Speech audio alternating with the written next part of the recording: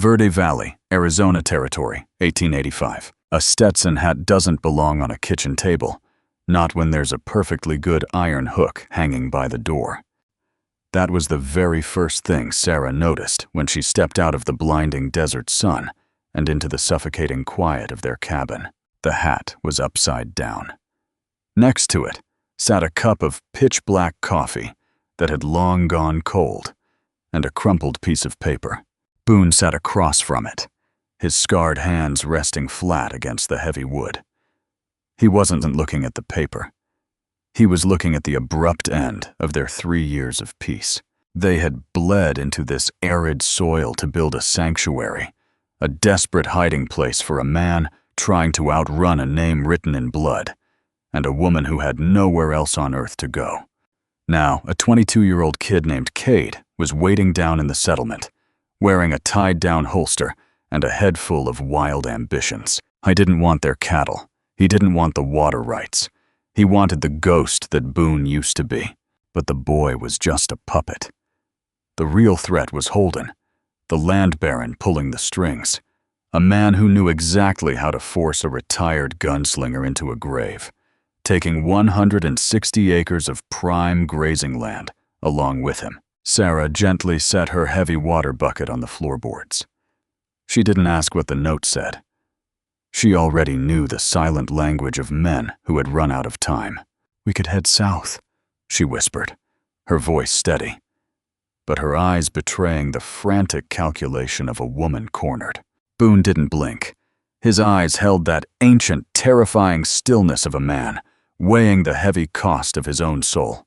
"If we run today, Sarah, we'll be running until this desert takes our bones," he said softly. He stood up, slowly pushing the chair back, and walked toward the far corner of the room. Not toward the door, toward the loose floorboards, where a heavy, oilcloth-wrapped bundle had been buried for 3 long years. Sarah watched his hands tremble, just for a fraction of a second, before they turned back into cold iron. She knew then that the man she loved was walking out to die. But what Boone didn't know was what she had hidden under the floorboards of her own. Boone walked out the door without looking back. Men carrying the weight of old ghosts rarely do, knowing that a single lingering glance at what they love can make a steady handshake. The harsh Verde Valley. Sun beat down on his broad shoulders as he faded into the heat haze. Walking down the dusty trail toward a town that was holding its breath, Sarah remained on the porch. The oppressive silence of the desert settled around her, but her instincts, sharpened by years of frontier survival, began to scream. The silence wasn't empty. It was calculating. Down by the wooden corral, their roan gelding stamped his hooves nervously, tossing his mane against a sudden shift in the wind. That wind didn't just carry the scent of dry sagebrush. It carried the sharp, unnatural sting of kerosene. Sarah didn't gasp. She didn't run for help. The unforgiving territory had burned the panic out of her a long time ago, leaving only cold, hard resolve. She realized Holden's true strategy. The wealthy land baron never left his investments to chance. The young gunfighter waiting in the street was nothing but a loud, shiny distraction. The real killing blow was happening right here. 2 dark figures detached themselves from the shadows of the weeping willows, creeping low toward the hay barn. They were sent to scorch the earth, to turn 3 years of blistering labor, quiet redemption, and fragile hope into a pile of smoking black ash, while Boone was miles away.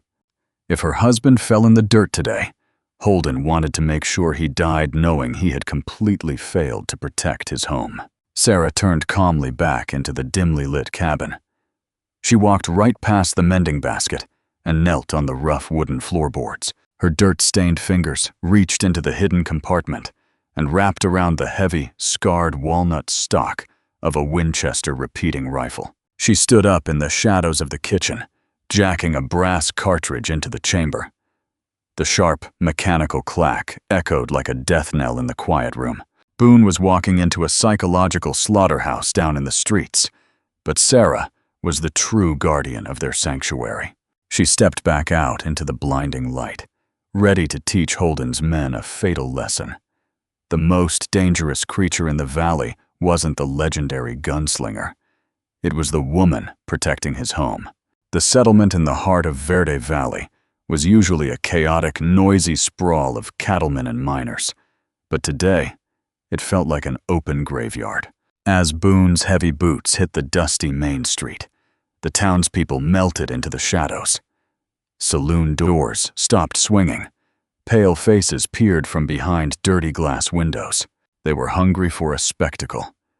They wanted to see if the whispers of the old gunslinger's deadly speed were still true. Sitting on the edge of the hotel boardwalk was Cade. The young man stood up abruptly, his right hand hovering just inches from a low-slung, heavily oiled Colt. Cade had the reckless, starving look of a boy who truly believed that killing a living legend would magically turn him into one. Boone stopped in the dead center of the street, 15 feet away. He didn't drop into a gunfighter's stance. He just stood there, looking at the boy not with anger, but with a crushing, suffocating pity. "Holden sent you here to die, son." Boone's voice cut through the dry desert air, low and steady, entirely lacking the theatricality Cade had expected. The boy flinched, his jaw tightening defensively. "I came for the name you left behind." Cade spat back, his voice trembling just enough to betray the sheer terror hiding beneath his pride. "You came for a piece of paper that gives Holden my water rights," Boone corrected him calmly. "He didn't pay you to be a killer. He paid you to be the distraction." Cade's eyes darted frantically. The script in his head was unraveling. This wasn't supposed to be the conversation. It was supposed to be a blur of motion and a spray of blood in the dirt. But Boone knew the dark truth about violence. True power in the West wasn't just about who could pull a trigger the fastest. The scorching sun beat down on them, making the silence stretch until it felt like a physical weight pressing against Cade's chest. The boy's fingers twitched over his holster. He was waiting for the older man to flinch, to give him the excuse he needed to unleash the speed he had practiced 10,000 times. But Boone didn't give him an excuse. He gave him an ultimatum. For 20 agonizing minutes, the dusty street remained completely frozen in time. The terrified spectators, holding their breath behind closed doors, couldn't understand what was happening. Why wasn't the legendary gunfighter drawing his weapon? "You think the years slow a man down," Boone said, his voice dropping to a harsh whisper that somehow carried across the sun-bleached street. "But what they don't tell you, kid, is that speed without judgment is just a fast track to a shallow grave." Cade sneered, desperate to regain control of his fading courage. "Words won't stop a bullet. You're just stalling because you know you're too slow." What happened next would be talked about in Verde Valley for decades, though no one would ever be able to describe it perfectly. Boone didn't just draw his gun. The movement had no beginning, no middle, and no end. It simply happened. In the space between one heartbeat and the next, Boone's heavy revolver was out of its holster. The hammer pulled back, the dark barrel leveled directly between Cade's eyes. The young gunfighter hadn't even twitched his wrist. He was completely, hopelessly paralyzed, staring down the black abyss of sudden death. And then, just as seamlessly, Boone's weapon was back in its holster. The hammer clicked safely into place. His scarred hands rested loosely at his sides. Cade gasped for air, as if he had just been pulled from the bottom of a frozen river. He looked at his own trembling hands, realizing how incredibly close he had come to being a corpse. He had brought speed to a fight. Boone had brought absolute, unyielding mastery. The boy slowly brought a shaking hand to the brim of his hat, tipping it not in defeat, but in profound, terrifying gratitude. Cade turned his horse around and rode south out of town, never looking back at the man who had just spared his life. Boone watched the dust settle. the street exhaled. But deep in his gut, a cold, sickening dread began to form as he realized the true cost of his mercy. Holden's distraction had worked, and Sarah was back at the ranch, completely alone. Back at the homestead, the blistering heat of the midday sun baked the arid soil, but the stench of kerosene was thick enough to freeze the blood in Sarah's veins. 2 of Holden's hired drifters were moving like cowards through the brush, splashing the highly flammable liquid against the dry, weathered wood of the hay barn and the corral. This wasn't just a threat. It was an execution order for everything she and Boone had built with their bare, blistered hands. They were so focused on the twisted thrill of striking a match that they never heard the heavy cabin door swing open. Sarah didn't shout a frantic warning. She didn't scream for help. In this unforgiving Arizona territory, words were just empty noise if they weren't backed by cold, unforgiving sword steel. She stepped confidently off the porch, the heavy walnut stock of the Winchester repeating rifle pressed firmly against her shoulder, her eye aligning perfectly with the iron sights.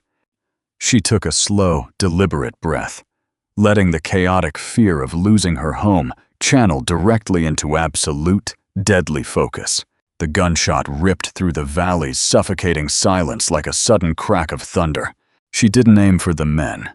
She aimed for the heavy metal fuel drum resting in the dirt right between them. The heavy caliber bullet tore cleanly through the tin, sending a violent, explosive splash of kerosene across the hired men's leather boots. They froze instantly, the deafening echo of the rifle ringing in their ears, staring in sheer terror at the lone woman who had just smoothly racked another round into the smoking chamber. "The next one," Sarah said, her voice carrying the lethal, unyielding calm of an approaching desert storm, "won't be for the barrel." The men dropped their cans in a blind panic, stumbling over themselves as they scrambled frantically toward the tree line, retreating like the cowards they were. Sarah lowered the smoking barrel just an inch. Her knuckles were white, and her hands finally began to tremble as the adrenaline crashed through her veins. She had saved their home, but as the toxic smell of unlit fire lingered in the air, she knew the terrible truth. They had just crossed a boundary they could never uncross. Miles away, on the dusty road back from town, the distant, unmistakable crack of a rifle echoed off the canyon walls. Boone's heart stopped dead in his chest. He spurred his horse into a brutal, foaming gallop, a cold sweat breaking out on his neck as the worst possible fears flooded his mind. When he finally tore through the wooden gates of the ranch, his lungs burning, he didn't find ashes or death. He found Sarah standing alone in the center of the yard, surrounded by dark puddles of spilled kerosene, her hands tightly gripping the Winchester. He slid off his horse before the animal had even stopped moving, crossing the yard in 3 massive strides to pull his wife into a desperate, crushing embrace. In that silent, heavy moment, the bitter reality crashed down on both of them. There was no running away from a man like Holden. If they stayed on the defensive, the next time the land baron sent his men, they wouldn't just bring fuel. They would bring fire in the dead of night. Inside the dimly lit cabin, the oppressive weight of their situation hung in the air. Boone began checking his revolver, his mind racing to formulate a suicide mission. But Sarah didn't collapse into tears. Instead, she walked over to the wooden table, moved the upside-down Stetson, and unrolled a crumpled piece of parchment. Boone stared at it, in stunned silence. It was a hand-drawn, meticulously detailed map of Holden's heavily guarded compound. "I didn't just deliver supplies to the neighboring ranches this past year," Sarah said, her voice remarkably steady. "I cataloged every fence, every guard, and every blind spot." She pointed a dirt-smudged finger at a narrow, jagged line cutting through the eastern ridge of the map. "Holden expects you to come down the main road, guns blazing," she explained. "But there's a dry ravine to the east, a ghost trail. They don't even know it's there. Boone looked at his wife, seeing her not just as the woman he loved, but as a brilliant, fierce survivor who held the key to their salvation. The illusion of a peaceful life was finally dead, replaced by the terrifying, beautiful realization that they were going to hunt Holden together. The flickering, amber glow of the kerosene lantern cast long, jagged shadows against the rough-hewn walls of the cabin. The hand-drawn map lay spread across the wooden table, no longer just a piece of parchment, but a signed contract for a suicide mission. Boone and Sarah didn't waste their breath on hollow promises or desperate prayers. In the merciless Arizona territory, prayers were rarely answered, but a fully loaded cylinder never lied. The sharp, metallic clack of brass cartridges sliding into the Winchester echoed loudly in the suffocating silence of the room. Each bullet pushed into the magazine was a conscious, heavy choice to step back into the blood-soaked world they had tried so desperately to leave behind. Boone stood in the corner, watching his wife meticulously wipe down the oiled action of her repeating rifle. Her hands, which had spent 3 grueling years planting seeds, baking bread, and mending barbed wire fences, were now ruthlessly preparing to harvest death. There was a profound, heartbreaking tragedy in that brutal transformation, but there was also an undeniable, fierce beauty that commanded absolute respect. They were no longer innocent victims waiting for the slaughter. They were apex predators, quietly preparing for the midnight hunt. Boone broke open his heavy Colt revolver, spinning the oiled cylinder to check the heavy lead rounds. The rhythmic clicking sounded like a relentless ticking clock, counting down the final seconds of their peace. To protect the fragile sanctuary they had built, they had to destroy the peaceful versions of themselves. They had to become the very monsters they had fled from. When Boone finally met Sarah's gaze across the dimly lit room, there was absolutely no hesitation in her dark eyes. Only a cold, terrifying certainty. The ultimate price for their freedom was blood, and tonight they were fully prepared to pay it in full. Dawn broke over the Verde Valley, not in shades of soft, forgiving gold, but in a violent, bruised crimson that seemed to bleed across the jagged eastern horizon. The homestead was eerily, painfully quiet. The weeping willows swayed gently in the bitter morning chill, and the nearby creek continued its endless, babbling rush over the smooth river stones. It was the beautiful sound of the peaceful life they had fought so desperately to build, the life they were now leaving behind, perhaps forever. Inside the shadowy cabin, Boone stood by the heavy wooden table one last time. He reached out and grabbed the worn Stetson hat that had been resting upside down since yesterday morning. With a deliberate, fluid motion, he flipped the hat over and pulled it down low over his scarred brow. The agonizing waiting was finally over. The hunted had officially become the hunters. He stepped out onto the dusty porch, where Sarah was already mounted on her roan gelding, the heavy Winchester rifle resting comfortably across her leather saddle horn. She looked out toward the unforgiving, vast desert, a lone frontier woman who had flatly refused to wait for a hero, choosing instead to ride out and forge her own brutal justice. Boone swung his heavy frame up onto his horse, pulling the leather reins tight. He didn't offer a final word of comfort or a gentle touch. Comfort was a luxury they could no longer afford. They turned their horses eastward, aiming for the ghost trail hidden deep within the treacherous ravines, the one fatal blind spot in Holden's arrogant empire. The heavy, rhythmic thud of horseshoes striking the cold, hard earth was the only sound marking their grim departure. They rode side by side into the blazing, bloody dawn, leaving behind an agonizing silence that begged a single, terrifying question. When the gun smoke finally cleared over Holden's heavily guarded compound, would the legendary gunslinger and his fierce wife ride back to this quiet valley? Or would the desert sand swallow them whole? The eastern ravine wasn't a road.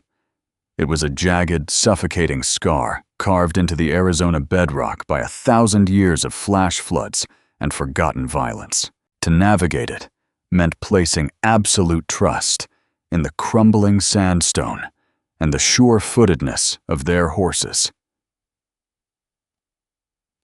Knowing a single misstep would result in a fatal plunge into the canyon below.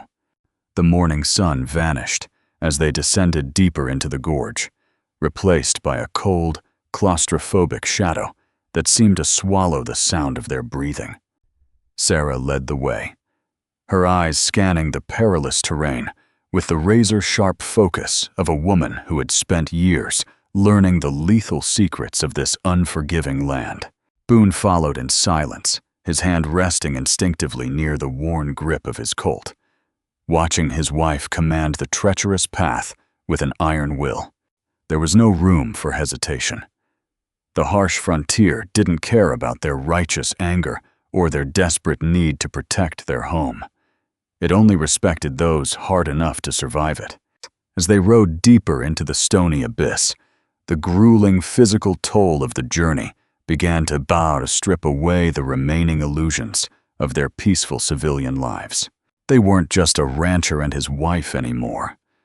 The treacherous canyon was forging them back into weapons, sharpening their instincts until every falling pebble sounded like a gunshot.